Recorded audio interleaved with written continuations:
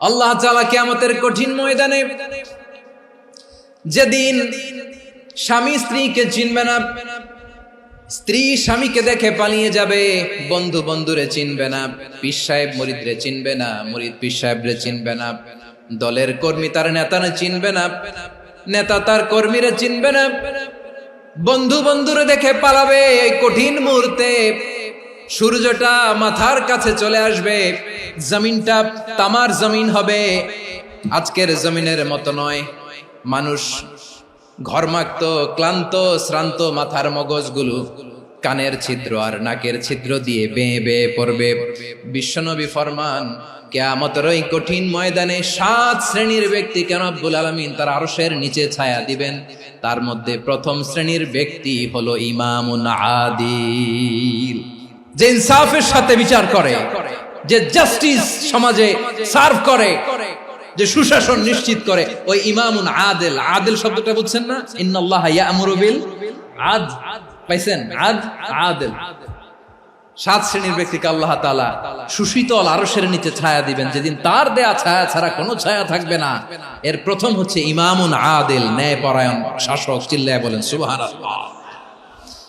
আবার বিশ্বনবী বললেন, ইন্নাল মুকসিতিনা ইনদাল্লাহি আলা মানাবিরা মিন নূর আন ইয়ামিনির রহমান। কিয়ামতের দিন যারা ন্যায় পরায়ণ হিসেবে আল্লাহর সামনে দাঁড়াবে, কিয়ামতের দিন রব্বুল আলামিন তার আরশের ডান দিকে ওই ন্যায় পরায়ণ লোকদের জন্য আরশের ডান দিকে একটা নূরের মিম্বারে তাদেরকে বসার সুযোগ করে দিবে। আল্লাহর আরশের ডান দিকে ন্যায় পরায়ণ লোকদের জন্য আল্লাহ তাআলা নূরের মিম্বার বানাবে। 4টে কেন কথা মনে করেছেন? আল আদাল, জাস্টিস। ইন্নাল্লাহা ইয়া'মুরু বিল আদল। আল্লাহ তাআলা এই আদালতের নির্দেশনা দেন, সুবিচার, সুশাসন। প্রিয় ভাইয়েরা, এটা আমরা বাংলাদেশে চাই কি চাই না? এই যে অরাজকতা, এই যে অন্যায়, এই যে জুলুম, এই যে ইনকনসিস্টেন্সি সমাজের অসঙ্গতির প্রধান কারণ জাস্টিস নাই, সুবিচার নাই, সুশাসন নাই। শেষবারের মতো আওয়াজ করে বলেন তো, আমরা বাংলাদেশে আদল চাই কি চাই না? তাহলে প্রথম নির্দেশনা শেষ। আল্লাহ তাআলা তোমাদেরকে আদলের আদেশ দেন। এরপরে আল্লাহ বললেন, আমি তোমাদেরকে ইহসানের আদেশ দেই। ইন্নাল্লাহা ইয়া'মুরু বিল আদলি ওয়াল ইহসান। আমি তোমাদেরকে যেমনি আদলের নির্দেশনা দেই, তেমনি ভাবে তোমাদেরকে ইহসানের নির্দেশনা দেই। ইহসান, আওয়াজ করে সবাই বলেন তো ইহসান।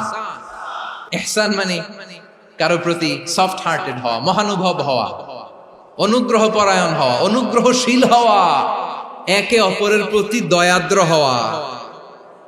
একে অপরের প্রতি দয়াদ্র, অনুগ্রহশীল হওয়া ছাড়া মানবিক সমাজ কশিনকালেও গঠন করা সম্ভব না। প্রিয় ভাইরা, সুন্দর আচরণ দিয়ে, ইহসান দিয়ে যা জয় করা যায়, নরম আচরণ দিয়ে যেটা অর্জন করা যায়, কঠোরতা দিয়ে সেটা পারা যায় না। বিষ্ণু ঈসা ইসলাম ইহসান দিয়ে, কোমল আচরণ দিয়ে, তার অনুগ্রহ দিয়ে তিনি অনেক কাফিরের হৃদয়কে জয় করে ফেলেছেন। সাইয়েদনা সুমামা ইবনে উসাল রাদিয়াল্লাহু তাআলা আনহুর কথা মনে পড়ে যায়। তিনি ছিলেন ইয়ামামার বাদশা। মদিনাতে বিশ্বনবীকে হত্যা করার নিয়তে এসেছিলেন। গোপনে গোপনে বিশ্বনবীকে হত্যা করে আবার ইয়ামামাতে তিনি ফিরে যাবেন। কিন্তু কি অবাক করা কাণ্ড, হত্যা করতে পারে নাই, সাহাবাদের হাতে তিনি ধরা পড়ে গেলেন। সাইয়েদনা সুমামা ইবনে উসাল রাদিয়াল্লাহু তাআলা আনহু হত্যার নিয়তে আসলেন, কিন্তু হত্যা করতে পারলেন না। সাহাবারা ওনাকে ধরে ফেললেন, ধরে মসজিদে নববীর পিলারের মধ্যে বেঁধে রাখলেন। সুমামা ইবনে উসাল, সিরাত থেকে শুনে, সিরাত থেকে শোনাচ্ছি, রাদিয়াল্লাহু তাআলা আনহু ইয়ামামার অধিপতি ছিলেন। বিশ্বনবীকে হত্যার জন্য আসছেন, ধরা পড়ে গেছেন, এখন মসজিদে নববীতে বেঁধে রাখছেন। তার মানে বন্দী। এখন স্ট্যাটাস কি? বন্দী, ক্যাপ্টিভ। তো বিষ্ণু ঈসা ইসলাম সাহাবাদেরকে বললেন, তার খোঁজ খবর নিও, সুমামা ইবনে উসালের খোঁজ খবর নিও। সাহাবার বলেন, ইয়া রাসূলুল্লাহ, আপনাকে হত্যা করতে এসেছে, তার তো কঠিন ক্যাপিটাল পানিশমেন্ট হওয়া দরকার, কঠিন শাস্তি হওয়া দরকার। বিশ্বনবী বললেন, না, আমি যেটা জানি তোমরা সেটা জানো না, তোমরা সুমামার সাথে ভালো আচরণ করো। বিশ্বনবী সুমামার কাছে গেলেন। প্রথম দিন যে তিনি কালেমার দাওয়াত দিলেন, ইমানের দাওয়াত দিলেন, ইসলামের দাওয়াত দিলেন, রিসালাতের দাওয়াত দিলেন, আখিরাতের দাওয়াত দিলেন। পরের দিন যে বিশ্বনবী সালাতের দাওয়াত দিলেন, যাকাতের দাওয়াত দিলেন, ইসলাম কি, কিভাবে, কেমন করে পালন করতে হয় চমৎকার আর্টিকুলেট করতে শুরু করলেন। তন্ময় হয়ে সুমামা ইবনে উসাল রাদিয়াল্লাহু তাআলা আনহু বিশ্বনবীর কথাগুলো শুনতে আরম্ভ করলো। একদিন নয়, 2 দিন নয়, টানা 3 দিন বিশ্বনবী সুমামার কাছে ইসলামকে প্রেজেন্ট করেছেন, উপস্থাপন করেছেন। আওয়াজ করে বলেন, কয় দিন? 3 দিন। 3 দিন মসজিদে নববীতে বাধা।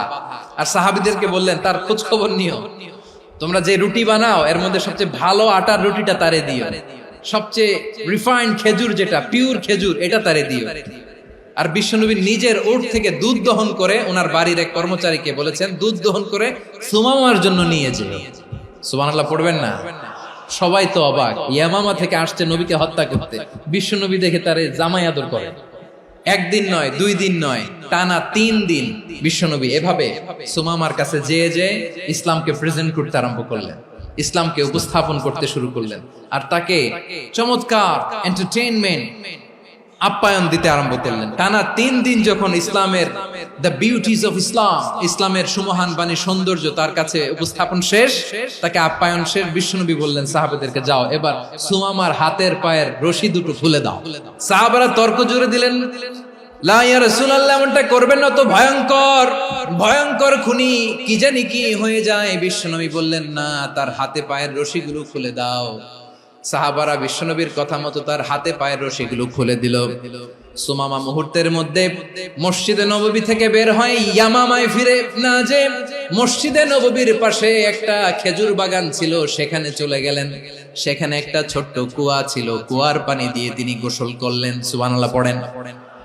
কুয়ার পানি দিয়ে গোসল করে মসজিদে নববীর সামনে এসে বিশ্বনবী এবং সাহাবাদের সামনে দাঁড়িয়ে সাব্বাবা উঁচু করে বললেন, আশহাদু আল্লা ইলাহা ইল্লাল্লাহ ওয়া আশহাদু আন্না মুহাম্মাদান আবদুহু ওয়া রাসূলুহু। আমি সাক্ষ্য দিচ্ছি আল্লাহ ছাড়া কোনো ইলাহ নাই, আর মুহাম্মদ আল্লাহ তাআলার প্রেরিত বান্দা এবং রাসূল। প্রিয় ভাইয়েরা, ইহসান দিয়ে যা জয় করা যায়, কঠোরতা দিয়ে সেটা কঠিনকালেও জয় করা যায় না। আওয়াজ করে বলেন, ঠিক কি না?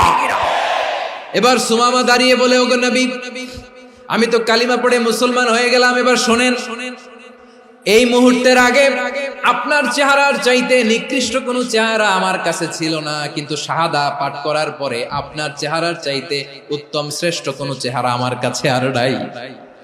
ও নবী, আজকের দিনের আগে ইসলাম ধর্মের চেয়ে নিকৃষ্ট অপছন্দনীয় কোনো ধর্ম আমার কাছে ছিল না, কিন্তু এই মুহূর্ত থেকে ইসলামের চেয়ে সেরা শ্রেষ্ঠ পছন্দনীয় কোনো ধর্ম আমার কাছে নাই।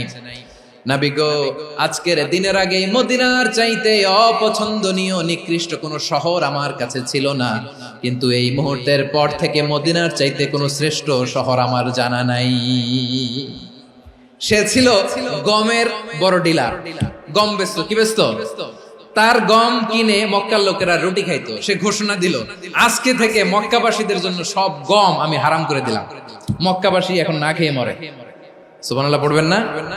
মক্কাবাসী বিশ্বনবীর কাছে আসলেন, এসে বললেন, মুহাম্মদ, আমরা তো তোমার ভাই, তোমার চাচা, তোমার ভাতিজা, তোমার আত্মীয়, তুমি সুমামারে বলো সে যেন আবার গমের সাপ্লাই মক্কার জন্য অনুমতি দিয়ে দেয়। বিশ্বনবীর অনুমতি ক্রমে সুমামা আবার মক্কাতে গম পাঠাতে শুরু করলো। পড়েন সুবহানাল্লাহ।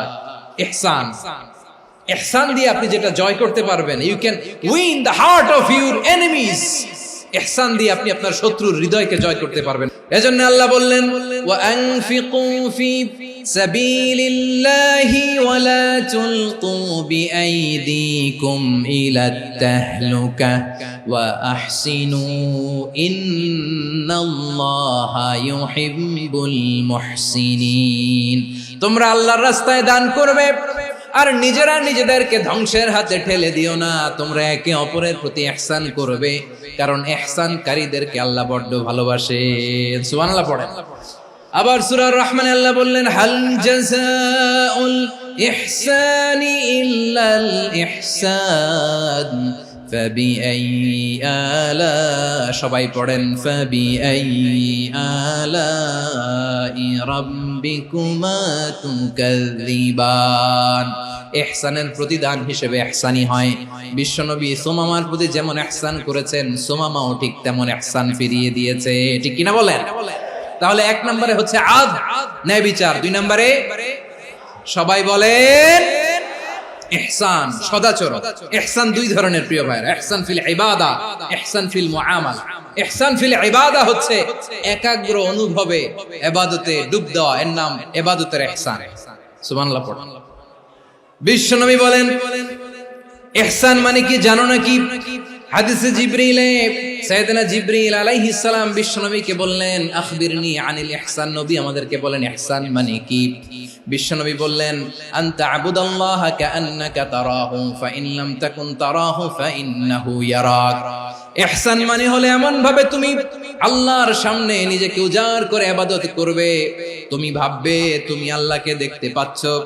আর এটা যদি ভাবা তোমার জন্য কঠিন হয়ে যায়, অন্তত এতটুকু তুমি ভাববা যে আল্লাহ তোমাকে দেখতে পাচ্ছেন, ঠিক কিনা বলেন? ও আমার বীর চট্টলার ভাইয়েরা, কেউ যেটা দেখে না সেটা দেখে কে? এই বিশ্বাস হৃদয়ের মধ্যে আছে? নামাজে যখন দাঁড়ান এই ফিলিংসটা আনা যাবে? এসা পর্যন্ত যে আমরা হায়াত পাবো কোনো গ্যারান্টি আছে? সবাই আওয়াজ করে বলেন গ্যারান্টি আছে? গ্যারান্টি নাই। এজন্য বিষ্ণু ইসলাম বলেছে এমন ভাবে নামাজে দাঁড়াও, ইবাদত করো, মনে করো হতে পারে এটাই আমার জীবনের শেষ নামাজ। পারফর্ম দ্য সালাহ as if this is your last and final prayer. এমন ভাবে সালাতে দাঁড়াও, ভাবো হতে পারে এটাই তোমার জীবনের শেষ নামাজ। এমন ভাবে নামাজে দাঁড়াও, ভাবো এটাই শেষ নামাজ। তাহলে নামাজে একাগ্রতা বাড়ায় দিবে কে? ফলে ইবাদতের ইহসান আমাদের অর্জিত হবে। আর মুআমালাতে ইহসান হলো, বিশ্বনবী বলেন ইন্নাল্লাহা তাবারাকা ওয়া তাআলা কাতাবাল ইহসানা আলা কুল্লি শাই ফাইযা কাতালতুম ফাআহসিনুল কিতলা ওয়া ইযা যাবাহতুম ফাআহসিনুয যাবহা ওয়ালিয়ুহিদ্দা আহাদুকুম শাফরাতাহু ওয়ালিয়ুরিহ যাবিহাতাহু। ইহসান দুই ধরনের, আওয়াজ করে বলতে হবে কয় ধরনের? একটা হচ্ছে ইহসান ফিল ইবাদা, ইবাদতে ইহসান। ইবাদতে ইহসান কি? একাগ্র অনুভব দিয়ে ইবাদত করা, মন প্রাণ দিয়ে ইবাদত করা। আর মুআমালাতে ইহসান কি? সব কাজে, দৈনন্দিন কাজে, কর্মে, সামাজিক অ্যাক্টিভিটিতে কোমলতা প্রদর্শন করা, অনুগ্রহের সাথে সবকিছু করা। আল্লাহ তাআলা ইন্নাল্লাহা তাবারাকা ওয়া তাআলা কাতাবাল ইহসানা আলা কুল্লি শাই, তিনি সবকিছুর ব্যাপারে ইহসানকে আবশ্যক করেছেন। সবকিছু, মুমিনের সব কাজে ইহসানের পরশ থাকবে। ওয়া ইযা কাতালতুম ফাহসিনুল কিতলা, বিষ্ণুই বলেন তুমি যখন কাউকে হত্যা করো ইহসানের সাথে করো। সুবহানাল্লাহ পড়বেন না? যখন হত্যা করো তখনও ইহসানের সাথে। আচ্ছা হত্যা করবো আবার ইহসান আসবে করতে, করে তো মেরেই ফেলবো আমি। আল্লাহ, ও ভাই একজন খুন করেছে, খুনি, রাষ্ট্রীয় আইনে তার শাস্তি হয়েছে ডেথ পেনাল্টি, মৃত্যুদণ্ড। এখন মৃত্যুদণ্ড দেখে আপনি যেমনি মন চায় তেমনি মারবেন লোকটারে? ওর নাক কেটে ফেলতে পারবেন? ওর কান কাটতে পারবেন? ওর চোখ উপড়ে ফেলতে পারবেন আপনি?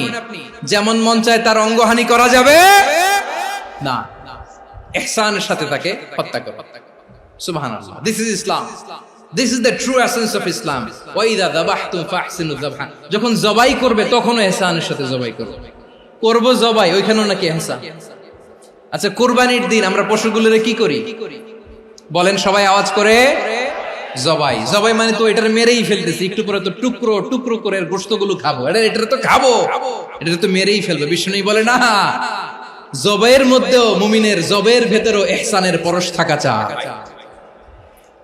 যখন জবাই করবে প্রাণীটাকে হাত পা টাইট করে বেঁধে নাও, ছুরিটাকে শার্পেন করে নাও, ধারালো করে নাও, যাতে অল্প সময়ে জবাইটা হয়ে যায়, প্রাণীটা যাতে কম কষ্ট পায়। সুবহানাল্লাহ পড়ে।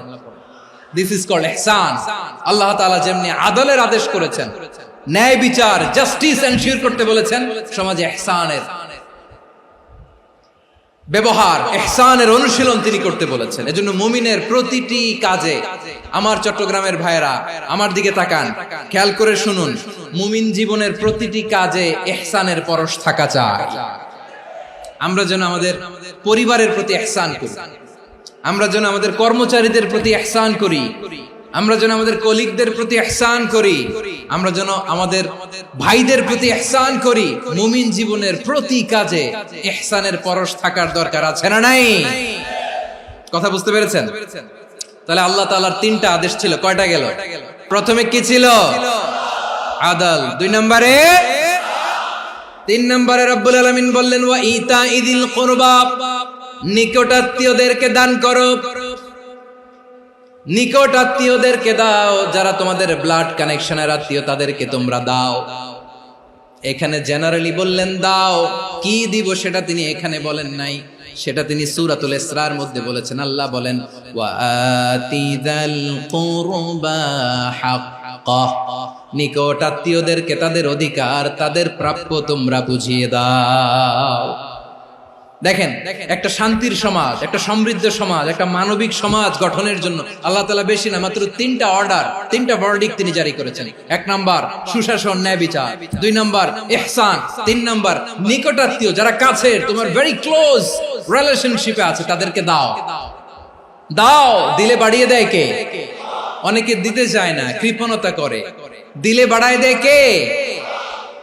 ও মিয়া, মদিনার মধ্যে সবচাইতে গরিব সাহাবী ছিল বেলাল রাদিয়াল্লাহু তাআলা আনহু। ওনার এন্টায়ার অ্যাসেট, সম্পদের পরিমাণ কতদূর জানেন? একটা লুঙ্গি। বেলাল রাদিয়াল্লাহু তাআলা আনহু, ওনার টোটাল ওয়েলথের এস্টিমেশন হচ্ছে মাত্র একটা লুঙ্গি। একটা লুঙ্গি, টোটাল ওয়েলথ এস্টিমেশন, টোটাল সম্পদের পরিমাণ বেলাল রাদিয়াল্লাহু তাআলা আনহুর কি ছিল? ওই বেলাল রাদিয়াল্লাহু তাআলা আনহুকে বিষ্ণু ইসলাম বলেছেন আনফিক ইয়া বেলাল, ও বেলাল তুমিও দাও। ওয়ালা তাখশা মিন যিল আরশি ইখলালা, আরশের অধিপতির তো কোনো ঘাটতি নাই, তুমি দিলে ওই আল্লাহ তোমারে বাড়ায় দিবে।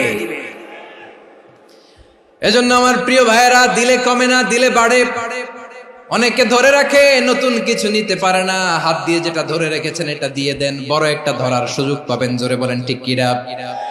রব্বুল আলামিন বললেন 3 নাম্বার আদেশ হলো তোমাদের প্রতি সমাজটারে কেমন করে মানবিক সমাজ, সুন্দর সমাজ গড়বা। 3 নাম্বার আদেশ হলো ওয়া আতিদাল কুরবা হাক্কা, নিকটাত্মীয়দেরকে তাদের প্রাপ্য বুঝিয়ে দাও। এই নিকটাত্মীয়দেরকে তাদের অধিকার বুঝিয়ে দেওয়া, প্রাপ্য বুঝিয়ে দেওয়াতে আমাদের গাফলতি আছে না নাই? অনেকে দেখবেন অনেক আল্লাহওয়ালা, তাহাজ্জুদ গুজার, সেজদা দিতে দিতে কপালে কালো দাগ ফেলে দিছে, সে তার বোনের হকটা আদায় করে নাই, আছে না নাই? অনেক বড় হাজী সাহেব, বিশাল লম্বা দাড়ি, ছেলেরে সব দিয়ে দিছে, মেয়েরে কিছু দেয় নাই, মেয়ের হক আদায় করে নাই, আছে না নাই? এই হাজী সাহেবেরা, এই আল্লাহওয়ালারা কিয়ামতের ময়দানে আটকে যাবে। আপনি অন্যের অধিকার নষ্ট করেছেন, তাদের রাইটস কে ভায়োলেট করেছেন। এজন্য আল্লাহ তাআলা বলেন, কারো অধিকার যদি কেউ নষ্ট করে, ওই সমাজটা মানবিক সমাজ কঠিনকালেও হতে পারে না। এজন্য 3 নম্বর আল্লাহ বললেন ওয়া ইতাইদিল কুরবা, নিকটাত্মীয়দেরকে দাও। কি দিবা? তাদের অধিকার দিয়ে দাও। বোনের অধিকার বুঝিয়ে দাও, মেয়ের অধিকার বুঝিয়ে দাও, ফুফুর অধিকার বুঝিয়ে দাও। দেখবেন অনেক মায়েরা ছেলের পাতে মুরগির রান দেয়, মেয়ের পাতে দেয় মুরগির ঠ্যাং। তো মেয়ের কি মুরগির রান খেতে মনে চায় না? মনে চায় না? এমনটা করা যাবে না। নিকটাত্মীয়দেরকে অধিকার দিয়ে দাও, নিকটাত্মীয়ের সাথে সুসম্পর্ক রাখো। আদেশটা কার? এজন্য প্রিয় ভাইয়েরা, জীবনে যদি বারাকা অর্জন করতে চান, নিকটাত্মীয়দের সাথে সুসম্পর্ক রাখতে হবে, তাদের জন্য উপহার পাঠাতে হবে। বিশ্বনবী বলেন লা ইয়াদখুলুল জান্নাতা কাতে, যে ব্যক্তি আত্মীয়তার সম্পর্ককে ছিন্ন করে দেয়, সে কঠিন কালেও আল্লাহর জান্নাতে ঢুকবে না। আপনি কি এটারে সহজ হাদিস মনে করছেন? এটা সহজ কথা? আপনি ভাবছেন আপনার নামাজ আপনারে বাঁচাতে পারবে, আপনার রোজা বাঁচাতে পারবে, আপনার তাহাজ্জুদ আপনারে বাঁচাতে পারবে? অধিকার নষ্ট করলে কিছুই আপনারে বাঁচাতে পারবে না। এজন্য নিকট আত্মীয়দেরকে দিতে হবে বেশি বেশি। বিশ্বনবী বলেন ইন্না সাদাকাতা আলাল মিসকিনি সাদাকা ওয়া আলা যির রাহিমি ইসনাতান সাদাকাতুন ওয়া সিলা। মিসকিন রে দান করলে শুধু দানের সওয়াব হয়, নিকট আত্মীয়কে দান করলে 2টার সওয়াব হয়, সাদাকার সওয়াব হয়, আবার আত্মীয়তার বন্ধন অটুট রাখার সওয়াব হয়ে যায়। আবার বিশ্বনবী বললেন মান সাররাহু আইয়ুবসাতা লাহু ফি রিজকিহি ওয়া ইনসালাহু ফি আসারিহি ফালইয়াসিল রাহিমা। যে ব্যক্তি তার রিজিকের প্রশস্ততা চায় আর হায়াতে বরকত চায়, সে যেন তার আত্মীয়ের সাথে সুসম্পর্ক রাখে। আমার প্রিয় চট্টলার ভাইয়েরা, আমাদের রিজিক বাড়ুক, এটা আমরা চাই কি চাই না? সবাই চান? হ্যাঁ, আমাদের রিজিকে প্রশস্ততা আসুক, চাই কি চাই না? আমাদের হায়াতে বরকত আসুক, আমরা চাই কি চাই না? এই দুইটা যদি চান তাহলে নিকটাত্মীয়দের সাথে সুসম্পর্ক রাখবেন। পারবেন? তাহলে সমাজটারে মানবিক সমাজ বানায় দিবে কে? তিনটা আদেশ চলে গেল। 1 নম্বরে কি ছিল? 2 নম্বরে, 3 নম্বরে নিকটাত্মীয়দেরকে দান। আল্লাহ তাআলা তিনটা জিনিসের যেমনি আদেশ করেছেন, অনুরূপভাবে তিনটা বিষয় তিনি বারণ করেছেন, নিষেধ করেছেন। ওগুলোর কাছেও যাওয়া যাবে। রাব্বুল আলামিন বলেন, ওয়ায়ানহা আনিল ফাহশাই ওয়াল মুনকারি ওয়াল বাগি। আমি যেমনি তিনটি বিষয়ে আদেশ করলাম, অনুরূপভাবে তিনটি বিষয়ে বারণ করলাম, নিষেধ করলাম। আমার 1 নাম্বার নিষেধাজ্ঞা হলো অশ্লীলতার প্রতি। ফাহশা, ওয়ায়ানহা আনিল ফাহশা, আল্লাহ তাআলা অশ্লীলতাকে নিষেধ করেছেন। কোন জিনিসকে? সবাই বলুন, কোন জিনিসকে? যত ধরনের, যত টাইপের, যত ক্যাটাগরির অশ্লীলতা হতে পারে সব অশ্লীলতাকে হারাম করেছেন কে? ফাহশা মানে কি?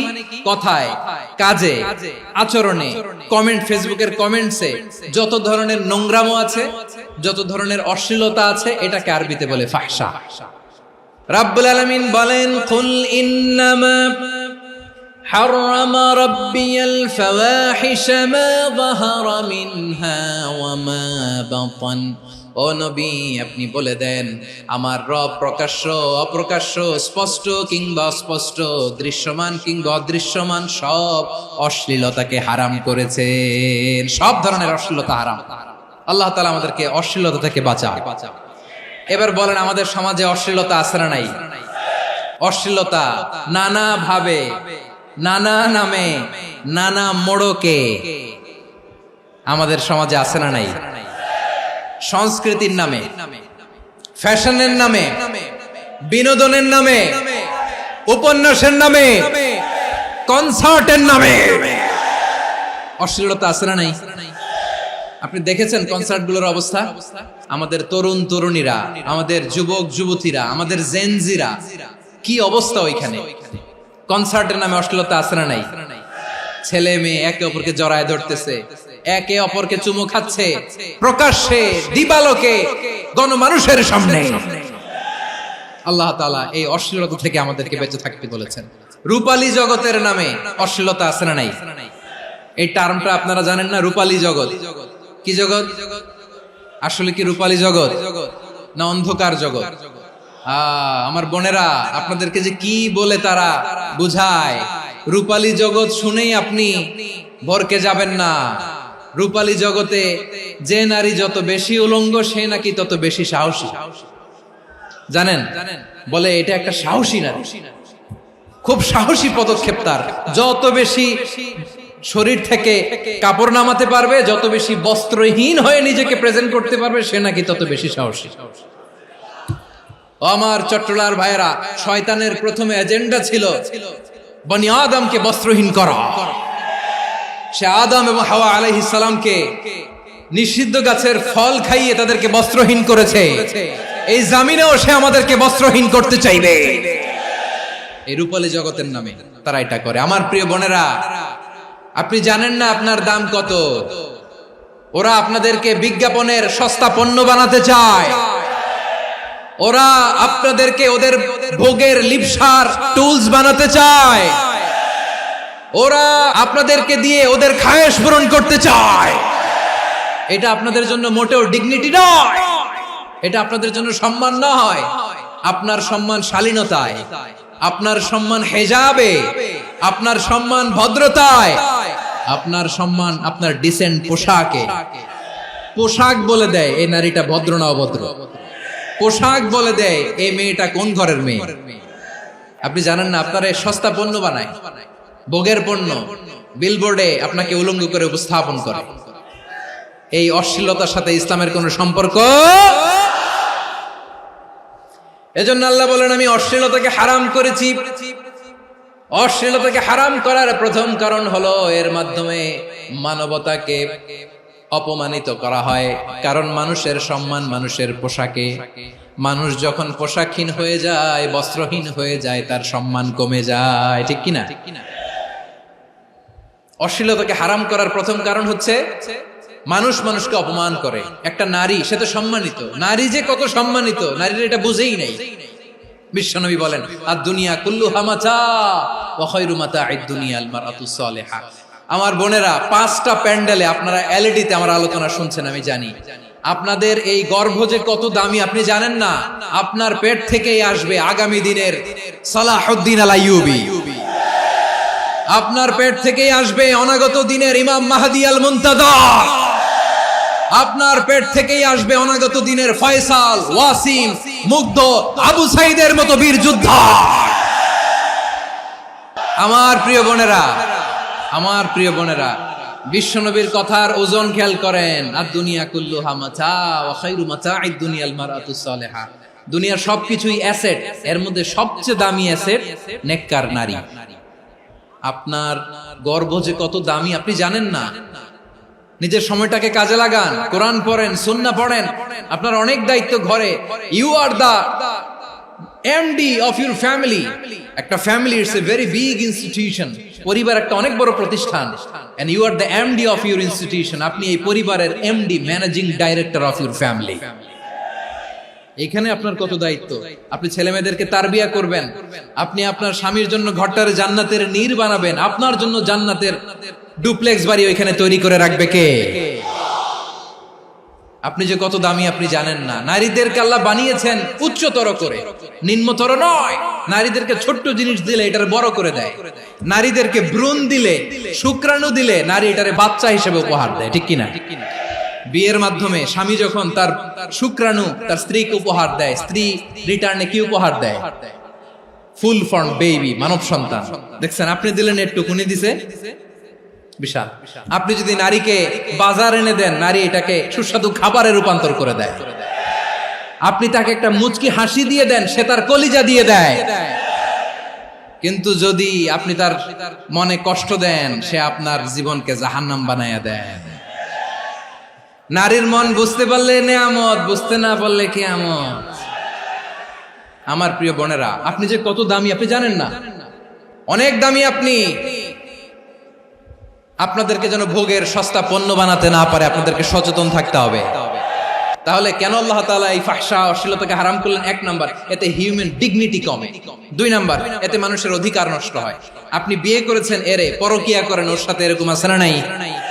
স্ত্রীর অধিকার নষ্ট করেছেন। আপনি বিবাহ সম্পর্কে আবদ্ধ হয়েছেন তার সাথে, আপনি পরকিয়া করেন ওই ছেলের সাথে, আপনি আপনার হাজবেন্ডের সাথে বিট্রে করেছেন। এজন্য আল্লাহ অশ্লীলতাকে হারাম করেছেন। অশ্লীলতাকে হারাম করার আরেকটা কারণ হচ্ছে আল্লাহ তাআলা এই হিউম্যান জেনারেশনকে এটাকে প্রিজার্ভ করতে চায়। হিফজুন নাসল, এটা মাকাসিদুশ শরিয়ার অনেক গুরুত্বপূর্ণ একটা মাকাসিদ, অনেক গুরুত্বপূর্ণ। আপনার নাসল, আপনার জেনারেশনকে সংরক্ষণ করা। এই যে আসতেছে ফেব্রুয়ারি, কত ফেব্রুয়ারি জানো? এটা কি বিশ্ব ভালোবাসা দিবস? হ্যাঁ, কি দিবস? এই বিশ্ব ভালোবাসা দিবসের সাথে মুসলমানদের কোনো সম্পর্ক নাই। আমার প্রিয় ভাইরা, এই যে আপনি অবৈধ সম্পর্কে জড়ালেন, কেন আল্লাহ অশ্লীলতাকে হারাম করেছে দেখেন। বলতেছিলাম যে এটা আপনার নাসল, আপনার জেনারেশন, আপনার লিনিয়েজ, আপনার বংশকে প্রিজার্ভ করা। কে কার বাবা, কে কার মা, বাবা মা জানা, প্রজন্মকে প্রিজার্ভ করা, এটা ইসলাম ওয়াজিব করে দিয়েছে। এই যে অবৈধ সম্পর্কের কারণে, বিশ্ব বেহায়া দিবসের কারণে, এগুলোর আউটকাম, আউটপুট হিসেবে মাঝে মাঝে এই ঢাকা মেডিকেলের ডাস্টবিনে নবজাতকের বাচ্চার কান্নার আওয়াজ শুনতে পাওয়া যায়।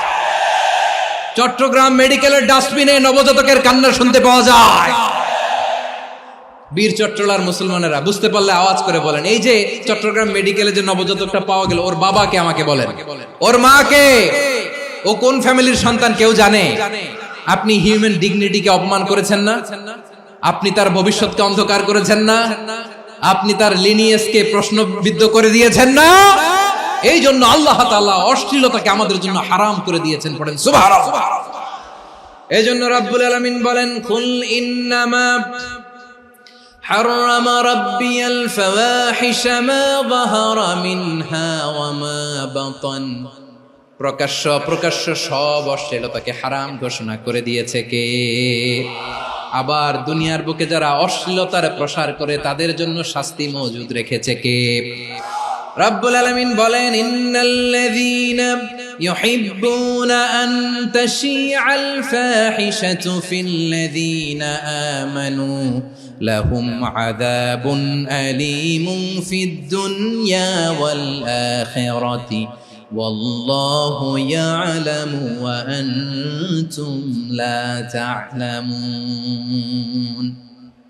নিশ্চয়ই যারা বিশ্বাসীদের মাঝে অশ্লীলতার প্রচার প্রসার করতে চায় তাদের জন্য আমি মর্মন্তুদ শাস্তি প্রস্তুত করে রেখেছি, দুনিয়াতেও রেখেছি, আখিরাতেও রেখেছি। ঘোষণাটা কার? যারা এই নাটকের নামে, সিনেমার নামে, রূপালী জগতের নামে, মুভির নামে, ওটিটি প্ল্যাটফর্মের নামে আমার সমাজে অশ্লীলতা ছড়াতে চায় তাদের জন্য কঠিন মর্মন্তুদ শাস্তি মজুদ রেখে দিয়েছে কে? ও আমার বোনেরা, এখনো আপনি জাগবেন না? এখনো আপনার চিন্তার দুয়ারে এখনো নাড়া পড়ে নাই? ওরা আপনাকে উলঙ্গ বানাতে চায়, ওরা আপনাকে আইটেম গার্ল বানাতে চায়। এজন্য ইসলাম অশ্লীলতাকে হারাম করেছে। হারাম। ইসলাম বলেছে যোজন যোজন দূরে থাকো, ওরা বলে না কাছে আসো, কাছে আসার গল্প, ক্লোজ আপ ওয়ান, কাছে আসার গল্প আছে না নাই? তাহলে অশ্লীলতার সাথে আমাদের কোনো সম্পর্ক? সবাই বলতে পারেননি, আওয়াজ করে বলুন, অশ্লীলতার সাথে আমাদের কোনো সম্পর্ক? আমরা এই সমস্ত ক্লোজ আপ ওয়ান, কাছে আসার গল্পের প্রোগ্রামে যাব? আমরা কোন ধরনের অশ্লীল কন্টেন্ট সোশ্যাল মিডিয়ায়, টিভিতে দেখব? কি যুগ যে আমরা কাটাচ্ছি আপনি কল্পনা করতে পারবেন না। পর্ন ইন্ডাস্ট্রি, নারী পুরুষের বস্ত্রহীন যুগল দৃশ্য, এটাকে দিয়ে ওরা কোটি ডলারের ইন্ডাস্ট্রি বানিয়েছে। পুরো মানব ইতিহাসে এরকম জঘন্য সময় মানব ইতিহাস পার করে নাই। পর্ন এটা ইন্ডাস্ট্রি হয়ে গেছে। আমাদের এই যুবকগুলো, জেনজি গুলো, ওদের চরিত্র বাঁচাবে কি করে? কেমন করে হেফাজত করবে ওদের এই মূল্যবান চরিত্র? আমার প্রিয় ভাইরা, এই অশ্লীলতার দ্য লেটেস্ট ভার্সন হচ্ছে LGBTQ, শরীফ থেকে শরীফা। শুনছেন আপনারা? দেখতে পুরুষ, আসলেই পুরুষ, সুস্থ একজন পুরুষ, 4 সন্তানের বাবা, বলে আমি মনে মনে নারী। দেখতে নারী, সুস্থ নারী, আসলেই সে দিব্যি একজন নারী, বলে আমি মনে মনে পুরুষ। সবচেয়ে ভয়ঙ্কর অশ্লীলতার সবচাইতে লেটেস্ট ভার্সন হচ্ছে এই ট্রান্সজেন্ডারিজম। সুস্থ পুরুষ তার বায়োলজিক্যাল গ্রোথকে হরমোন দিয়ে স্টপ করে দিয়ে সে সার্জারি করে নারী হতে চায়। সুস্থ নারী পুরুষ হতে চায়। পুরুষ পুরুষের প্রতি সেক্সুয়ালি আকর্ষণ বোধ করে। এটা লূত আলাইহিস সালামের কওমের মধ্যে ছিল। এটাকে আল্লাহ কোরআনে ফাহিশা বলেছেন। ওয়ালুতান ইয قال لقومه أتأتون الفاحشة ما سبقكم بها من أحد من العالمين। লূত আলাইহিস সালাম বললেন, তোমরা কি এমন এক অশ্লীল কার্যক্রমে ডুব দিলে নাকি যেটা গোটা বিশ্বের কেউ কখনো করে নাই, তোমরাই প্রথম করেছো। পড়েন নাউযুবিল্লাহ। এই পশ্চিমের এই রোগ আমার দেশে যেন আসতে না পারে, আমাদের সজাগ থাকতে হবে। প্রিয় ভাইরা, চিল্লায় বলেন ঠিক কি না? পশ্চিমের অবস্থা ভয়ঙ্কর। পাশ্চাত্যে, আমি যুক্তরাষ্ট্রে ছিলাম অনেকদিন, কয়েক মাস, বিভিন্ন স্টেটে ঘুরেছি। গার্ডিয়ানরা উদ্বিগ্ন, ছেলে মেয়েদেরকে, ছোট্ট ছেলে মেয়ে, ওদেরকে জিজ্ঞেস করে, তুমি how do you feel right now inside yourself? তুমি ভিতরে ভিতরে কেমন ফিল করো? তোমার কি ছেলে ছেলে লাগে না মেয়ে মেয়ে লাগে? আচ্ছা বলেন, এই ছোট্ট বাচ্চাটাও কি এগুলো জেন্ডার অ্যাসাইনমেন্ট বলতে এগুলো কিছু বুঝে? এইভাবে মিসগাইড করা হচ্ছে। কৌতূহল বশত ছোট্ট ছেলে যদি বলে আমার তো মেয়ে মেয়ে লাগে, তখন বলে যে না তুমি মেয়ে, ছেলে না। মা বাবা বাধা দিলে ওকে আলাদা গভর্নমেন্ট হাউসে নিয়ে যায়। ভয়ঙ্করতম অবস্থা। আমরা একটা সময় শুনতাম যে হুজুর আমার ছেলেটা খুব ভালো, হাফেজে কোরআন, আল্লাহওয়ালা। হুজুর আমার ছেলে দাড়ি রাখছে, আল্লাহওয়ালা। হুজুর আমার ছেলে 5 ওয়াক্ত সালাত জামাতের সাথে পড়ে, তার মানে আল্লাহওয়ালা। পশ্চিমে যে আমি কি শুনছি জানেন? ওরা বলে হুজুর আমার ছেলেটা ইউনিভার্সিটির একটা মেয়ের সাথে প্রেম করে, ও খুব আল্লাহওয়ালা, হুজুর দোয়া করবেন। এর কারণ ওদের কাছে আল্লাহওয়ালার ক্রাইটেরিয়া হচ্ছে, হুজুর আমার ছেলেটা আরেক ছেলের পছন্দ করে নাই, আমার মেয়েটা আরেক মেয়েকে ভালোবাসে নাই, এজন্য আমার ছেলেটা আল্লাহওয়ালা, হুজুর ওর জন্য একটু দোয়া করে দিয়ে। কি চ্যালেঞ্জ ওরা ফেস করতেছে। ওনার ছেলে যে আরেক ছেলেরে বিয়ে করবে না, এটাতেই উনি খুশি যে আলহামদুলিল্লাহ আমার ছেলেটা একটা মেয়েরে ভালোবাসে, আমার মেয়েটা একটা ছেলেরে ভালোবাসে, মানে এটা খুব আল্লাহওয়ালা। নাউজুবিল্লাহ পড়তে পারলেন না? এজন্য অশ্লীলতার সাথে আমাদের কোন সম্পর্ক। রাব্বুল আলামিন বলেন ওয়ায়ানহা আনিল ফাহশাই ওয়াল মুনকারি ওয়াল বাগি, তিনটা জিনিসকে আমি নিষিদ্ধ করলাম। এক নাম্বার হলো ফাহশা, অশ্লীলতা। দুই নম্বরে হলো মুনকার, সমস্ত মন্দ কাজ। মুনকার মানে হচ্ছে যত মন্দ কাজ, খারাপ কাজ, বাজে কাজ, এটার বলে মুনকার। এটার কি বলে? আপনারা পড়ছেন না, তা'মুরুনা বিল মা'রুফি ওয়া তানহাউনা আনিল মুনকার। সৎ কাজের আদেশ, অসৎ কাজের নিষেধ। মুনকার, মুনকার হচ্ছে মানুষের স্বাভাবিক বিবেকবোধ যেটাকে খারাপ বলে, ওইটাই মুনকার। পৃথিবীর সব আসমানি গ্রন্থ যেটাকে খারাপ বলেছে, মানুষের স্বাভাবিক বিবেকবোধ যেটাকে খারাপ বলেছে, এগুলো সব মুনকার। যেমন ইফতিজিং, এটা কি ভালো না খারাপ? মজুদদারি, খাদ্যে ভেজাল দেওয়া, ওজনে কম দেওয়া, মাছে ফরমালিন মিশানো, চাঁদাবাজি, টেন্ডারবাজি, দখলবাজি, এগুলো আমাদের স্বাভাবিক বিবেকেই বলে এগুলো খারাপ, এগুলো হচ্ছে মুনকার। আল্লাহ তাআলা এই মুনকার থেকে আমাদেরকে বেঁচে থাকতে বলেন, আর শয়তান এই মুনকারের প্রতি আমাদেরকে উদ্বুদ্ধ করে। আল্লাহ তাআলা বললেন, ইয়া আইয়ুহাল্লাযীনা আমানু লা তাত্তাবিউ খুতুওয়াতিশ শাইতান ওয়া মান ইয়াত্তাবি' খুতুওয়াতিশ শাইতানি ফাইন্নাহু ইয়া'মুরু বিল ফাহশাই ওয়াল মুনকার। আল্লাহ বললেন, আমার গোলামেরা শোনো শোনো, ও আমার বিশ্বাসী বান্দারা খবরদার, তোমরা কশিনকালেও শয়তানের পদাঙ্ক অনুসরণ করবে না, কারণ শয়তান তোমাদেরকে অশ্লীলতা এবং মন্দ কাজের দিকে উদ্বুদ্ধ করে। আমাদের কাজ হচ্ছে শয়তান আমাদেরকে যেদিকে নিতে চায় আমরা তার উল্টা দিকে যাব। শয়তান এই মন্দ কাজকে আমাদের কাছে বিউটিফাই করে, চাকচিক্যময় করে আমাদের সামনে উপস্থাপন করে। এজন্য আল্লাহ বলেন মুনকারকে থামাতে হবে, মুনকার প্রতিরোধ করতে হবে। মুনকার প্রতিরোধের দায়িত্ব শুধু আমাদের নাকি? শুধু আপনার খতিব সাহেবের, ইমাম সাহেবের, নাকি মুসলিম উম্মার সবার? আওয়াজ করে বলুন, মুনকার অসৎ কাজ প্রতিরোধের দায়িত্ব কার? রাব্বুল আলামিন বলেন, কুনতুম খায়রা উম্মাতিন উখরিজাত লিন-নাসি তা'মুরুনা বিল মা'রুফি ওয়া তানহাউনা আনিল মুনকার। তোমাদেরকে শ্রেষ্ঠ জাতি করে জমিনের মধ্যে আবির্ভূত করা হয়েছে, যাতে করে তোমরা জমিনের ভেতরে সৎ কাজের আদেশ করতে পারো আর অসৎ কাজের নিষেধ করতে পারো। উম্মাহ, কুনতুম খায়রা, তাহলে গোটা উম্মার দায়িত্ব, এটা বুঝতে পারছেন তো? আচ্ছা, আরো নিচে আসেন।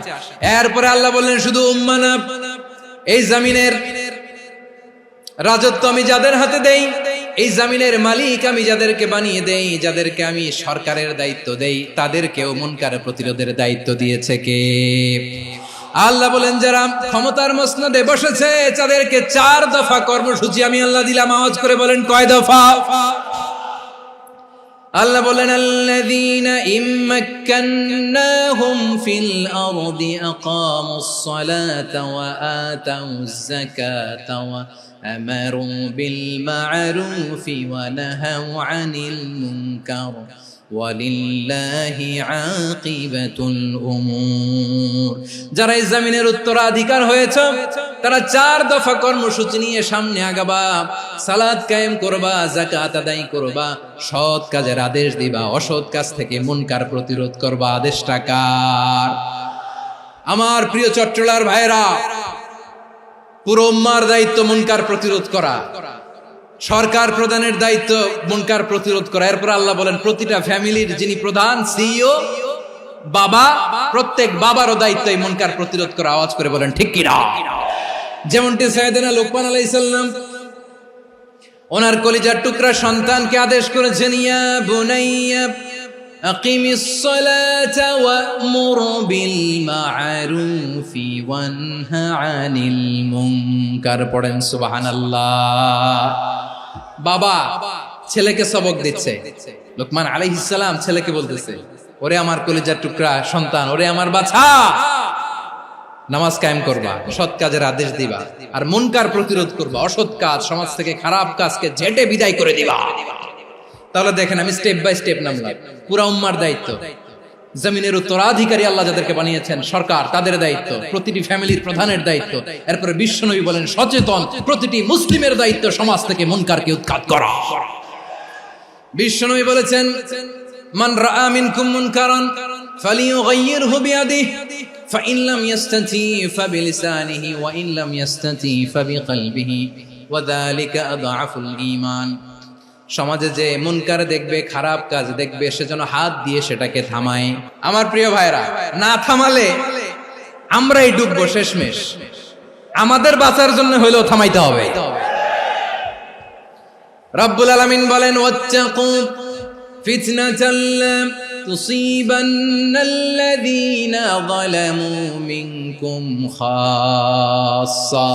ও আমার গোলামেরা, ওই আযাবকে ভয় করো যে আযাব যখন আমি জমিনের বুকে পাঠাই, শুধু জালেমদেরকেই মারি না, আলেমদেরকেও মারি। আযাব যখন আসে তখন শুধু জালিমই মরে না, আলেমও মরে। জানেন, মুসা আলাইহিস সালামের পায়ে একবার লাল পিঁপড়া, তো উনি রেগে মেগে পাশি দেখে লাল পিঁপড়ার বাসা, পা দিয়ে ডলে মুছে সবগুলো পিঁপড়া মেরে ফেলছে। এই ঘটনাটা আল্লাহ ঘটিয়েছেন। এজন্য মুসা আলাইহিস সালাম ছিলেন কালিমুল্লাহ, সরাসরি আল্লাহর সাথে কথা বলতেন। তিনি আল্লাহকে জিজ্ঞেস করেছিলেন, আল্লাহ তুমি যখন কোন জনপদে আযাব পাঠাও, শাস্তি দাও, ওখানকার শুধু জালেমরাই তো মরে না, ভালো মানুষগুলাও মরে, তো আযাব দিবা মুশরিকদের উপর দিবা, অবাধ্যদের উপর দিবা, ভালো মানুষগুলোরে মারো কেন? আল্লাহ বললেন, মুসা তোমার যে কামড় দিছিল পায়ের মধ্যে পিঁপড়া, কয়টা পিঁপড়া? একটা পিঁপড়া, তো সবগুলারে মারলা কেন? রেগে মেগে পুরো পিঁপড়ার বাসা ভেঙে মেসাকার করলা কেন? আমি যখন অ্যাকশনে যাই, আমি যখন শাস্তি দেই, তখন এত বাস বিচার করা হয় না, বাস বিচার করা যায় না। যখন অ্যাকশনে যাওয়া হয়, ওইটা ডাইরেক্ট অ্যাকশন হয়ে যায়। চিল্লায় বলো ঠিক কি না? এজন্য আমাদের বাঁচার জন্য হলেও এই পাপ থামাতে হবে, এই শয়তানের অট্টহাসি থামাতে হবে, অন্যায় অপরাধ সমাজ থেকে আমাদের থামাতে হবে। কারণ আযাব আসলে ওরাও মরবে, আমরাও মরব। একটা জাহাজ 2 তলা, আপনি আছেন 2য় তলায়। নিচের তলার কিছু লোক জাহাজের তলা ছিদ্র করতে আরম্ভ করছে। কি ছিদ্র করতেছে? আচ্ছা, জাহাজের তলা ছিদ্র করলে তলা দিয়ে কি ঢুকে?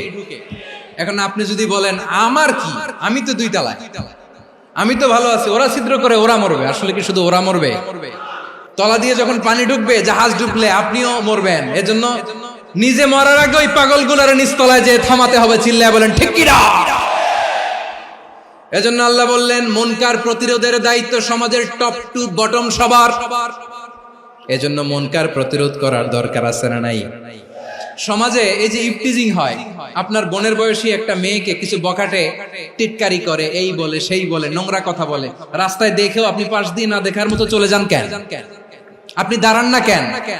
আপনি দাঁড়ালেই তো থেমে যাবে, কারণ সত্যের যে শক্তি, তার সামনে মিথ্যা মুখ থুবড়ে পড়ে। আপনার সামনে ও কিছুই না, নাথিং। আপনি দাঁড়ান, ওকে প্রশ্ন করেন যে আমার বোনকে তুমি ডিস্টার্ব করো কেন? আপনাকে দেখে আরো 5 জন দাঁড়াবে, 5 জনকে দেখে আরো 10 জন দাঁড়াবে। আমাদের নীরবতা আর আমাদের নিশ্চুপ থাকাই জালিমদেরকে আরো শক্তিশালী জালিম বানিয়েছে। এজন্য মুনকার প্রতিরোধের দায়িত্ব আমাদের সবার। টেন্ডারবাজি, চাঁদাবাজি, দুর্নীতি, অপরাধ, দখলদারিত্ব, মজুদদারি, এগুলো সবকিছু একসাথে প্রতিরোধ করতে হবে। ঠিক কিনা বলেন? একটা মানবিক সমাজ যদি চাই, প্রতিরোধ করতে হবে। প্রিয় ভাইয়েরা, আল্লাহর শপথ নিয়ে বলি, এই নাসিহাত গুলো সবার জন্য, সব দলের জন্য, সব মতের মানুষের জন্য। আমরা কোনো দলের প্রতি মানুষকে ডাকি না, আমরা ডাকি ইসলামের দিকে। সব দলের, সব মতের, সব মানুষদেরকে আমরা আহ্বান জানাই, আসুন আমরা একটা সুন্দর সমাজ বিনির্মাণ করি। এই যে নতুন বাংলাদেশের এক সুযোগ এসেছে, আর জীবনে হয়তো আসবে না, সামনের 100 বছর এই সময় আসবে না। আসুন দেশটাকে আমরা সাজাই, আসুন আমরা দুর্নীতি বন্ধ করি, আসুন আমরা চাঁদাবাজি বন্ধ করি, আসুন আমরা দখলদারিত্ব বন্ধ করি, আসুন আমরা এক দল আরেক দলকে নিশ্চিহ্ন করার যে রাজনীতি, এটা বন্ধ করি। সব দলের প্রতি আমার আহ্বান, আমরা চাঁদাবাজ মুক্ত বাংলাদেশ চাই, জুলুম মুক্ত বাংলাদেশ চাই, ফ্যাসিজম মুক্ত বাংলাদেশ চাই, গুণ খুন খারাপি মুক্ত বাংলাদেশ চাই, আমরা নতুন ভোরের বাংলাদেশ চাই। ওই বাংলাদেশ পাওয়ার জন্য মুনকার প্রতিরোধে, অন্যায় প্রতিরোধে যদি বাঘের বাচ্চার মতো, আবু সাইদের মতো দুই হাত উঁচু করে বুককে টান টান করে প্রসারিত করে দাঁড়াতে হয়, রাজি আছো মুসলমান? রাব্বুল আলামিন বলেন, ওয়ায়ানহা আনিল ফাহশাই ওয়াল মুনকারি ওয়াল বাগি ইয়াইযুকুম লাআল্লাকুম তাযাক্কারুন। আল্লাহ বললেন, আমি অশ্লীলতাকে নিষেধ করি, আমি সব ধরনের মন্দ কাজকে নিষিদ্ধ করি, সব শেষে আমি সীমা লঙ্ঘনকে তোমাদের জন্য নিষিদ্ধ করি। নিষিদ্ধ করেছেন কয়টা জিনিস? 1 নম্বরে অশ্লীলতা, 2 নম্বরে মুনকার তথা সব মন্দ কাজ, 3 নম্বরে আল বাগি সীমা লঙ্ঘন, ক্রসিং দ্য লিমিট। সীমা লঙ্ঘন করা ভালো না। We all should know our limits. চিল্লায় বলেন ঠিক কিনা? একই আয়াতে আল্লাহ বললেন, কুল ইন্নামা হাররামা রাব্বিয়াল ফাওয়াহিশা মা যাহারা মিনহা ওয়া মা বাতানা ওয়াল ইসমা ওয়াল বাগিয়া বিগাইরিল হক। অন্যায় ভাবে যে অবাধ্য হয়, যে সীমা লঙ্ঘন করে, তাদেরকেও আমি এটা হারাম করে দিলাম। সীমা লঙ্ঘন করা হারাম। আল্লাহ বারবার বারবার আমাদেরকে ওয়ার্নিং দেয়। যখন আমরা থামি না তখন আল্লাহ ধরে, আর যখন ধরে তখন ছাড়ে না। ধরে ধরে ধরে না, ধরলে আল্লাহ। ফেরাউনকে কিন্তু হুট করে ধরে নাই, আপনারা জানেন 9 বার ওয়ার্নিং দিয়েছে। ফেরাউনকে আল্লাহ তাআলা ওয়ার্নিং দিয়েছিল কয়বার? রাব্বুল আলামিন বলেন, ওয়ালাকাদ আতাইনা মূসা 9 আয়াতিন বাইয়িনাত। 9টা মুআজিজা দেখিয়েছি। 1 2 3 বারবার এইভাবে রিমাইন্ডার, ওইভাবে রিমাইন্ডার, এইভাবে নসিহত, ওইভাবে দাওয়া। ফাকুলা লাহু কাওলান লাইয়িনা, নরম করে বলো, সফট করে বলো, যত ওয়ে হতে পারে দাওয়া মেথডোলজি। মুসা আলাইহিস সালামের সব অ্যাপ্লাই শেষ। 10ম বারে যে আল্লাহ ধরছে, 10ম বারে যে ধরেছে। এজন্য আল্লাহ বলেন, আমি সীমা লঙ্ঘনকে পছন্দ করি না। কোরআনের অন্য আয়াতে বাগীকে বলা হয়েছে আল ইতিদা। সীমা লঙ্ঘন যারা করে তাদেরকে আল্লাহ বলেছেন মুতাদিন। ওয়াকাতিলু ফি সাবিলিল্লাহিল্লাযীনা ইউকাতিলুনাকুম ওয়া লা তা'তাদু ইন্নাল্লাহা লা ইউহিব্বুল মুতাদিন। আমি সীমা লঙ্ঘনকারীদেরকে কোশ্চিনকালেও পছন্দ করি না। আমরা যেন সীমা লঙ্ঘন না করি, রাজি আছেন তো? যে কোনো ক্ষেত্রে ইবাদতে যেন সীমা লঙ্ঘন না করি। অনেকে আমরা ইবাদতে সীমা লঙ্ঘন করে ফেলি। বিশ্বনবী সাল্লাল্লাহু আলাইহি ওয়াসাল্লাম যেটা শিখিয়েছেন, এর বাইরে যে অতিরিক্ত বুজুর্গ হতে চায়, এরকম আছে না নাই? কোন ক্ষেত্রেই সীমা লঙ্ঘন করা যাবে, এমনকি যুদ্ধ ক্ষেত্রেও না। বিশ্বনবী সাল্লাল্লাহু আলাইহি ওয়াসাল্লাম বলেন, খবরদার যুদ্ধ ক্ষেত্রেও সীমা লঙ্ঘন করো না। কি সুন্দর ইসলাম আমরা পেয়েছি। বিশ্বনবী বলেন, খবরদার যুদ্ধের ময়দানে কোনো নারীর গায়ে হাত তোলো না, কোনো শিশুর গায়ে হাত তোলো না, কোনো গবাদি পশু হত্যা করো না, কোনো শস্য ক্ষেত্র ধ্বংস করো না, ইবাদতরত অন্য ধর্মের কোনো সন্ন্যাসীর গায়ে হাত তোলো না। বলেন সুবহানাল্লাহ। তাহলে আমরা সীমা লঙ্ঘন করতে পারবো? প্রিয় ভাইরা, একটা সুখী, সমৃদ্ধ, শান্তির সমাজ, মানবিক সমাজ যদি আমরা গঠন করতে চাই, আমাদের আল্লাহর দেয়া কয়টা আদেশ মানতে হবে বলেন দেখি? আর বেঁচে থাকতে হবে কয়টা জিনিস থেকে? আল্লাহর আদেশ কি? 1 নাম্বার আদাল, ন্যায়পরায়ণতা। আমরা সুবিচার, সুশাসন, ন্যায় বিচার চাই কি চাই না?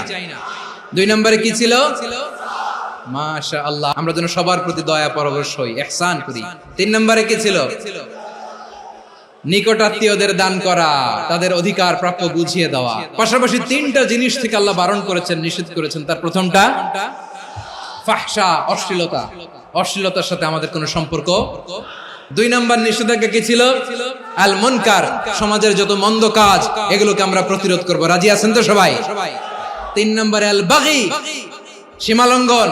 কোন মুসলিম সীমালঙ্ঘন করে না। রাব্বুল আলামিন শেষে বললেন, ইয়াইদুকুম লাআল্লাকুম তাযাক্কারুন। আল্লাহ তোমাদেরকে উপদেশ দেন যাতে তোমরা শিক্ষা গ্রহণ করো। আমরা উপদেশ দেব, আমরা জোর করে কাউরে কিছু মানাতে চাই না। লা ইকরাহা ফিদ্দিন ওয়াযাক্কির ফাইন্না যিকরা তানফাউল মুমিনিন। উপদেশ দিলে এটা মুমিনদের কাজে দেয়। লাস্তা আলাইহিম বিমুসাইতির ইন্নামা আনতা মুযাক্কির। নবী হে, আপনি রিমাইন্ডার দাতা, আপনি উপদেশ দিবেন। আমরাও বিশ্বনবীর এই হাদিসগুলো থেকে, কোরআনের আয়াত থেকে রিমাইন্ডার, এই কথামালা বাণী বাহক হিসেবে এই বাণীগুলো আপনাদের সাথে কাছে পৌঁছে দিলাম। আমরা আল্লাহ তাআলার কাছে প্রার্থনা করি, আল্লাহ আমরা যেন আদল দিয়ে আমাদের সমাজকে গঠন করতে পারি। আল্লাহ আমরা যেন ইহসান করতে পারি, আমরা যেন নিকটাত্মীয়দের দান করতে পারি। আল্লাহ যত ধরনের অশ্লীলতা, অনাচার, মন্দ কাজ, সীমালঙ্ঘন, অবাধ্যতা থেকে যেন আমরা বেঁচে থাকতে পারি। আল্লাহ তাআলা আমাদের সবাইকে কথাগুলো বুঝার ও আমল করার তৌফিক দান করুক। হাযা মা ইনদি ওয়াল ইলমু ইনদাল্লাহ আলাইহি তাওয়াক্কালতু ওয়া ইলাইহি উনীব। সুবহানাকাল্লাহুম্মা বিহামদিকা আশহাদু আল্লা ইলাহা ইল্লা আনতা আস্তাগফিরুকা ওয়া আতুবু ইলাইক।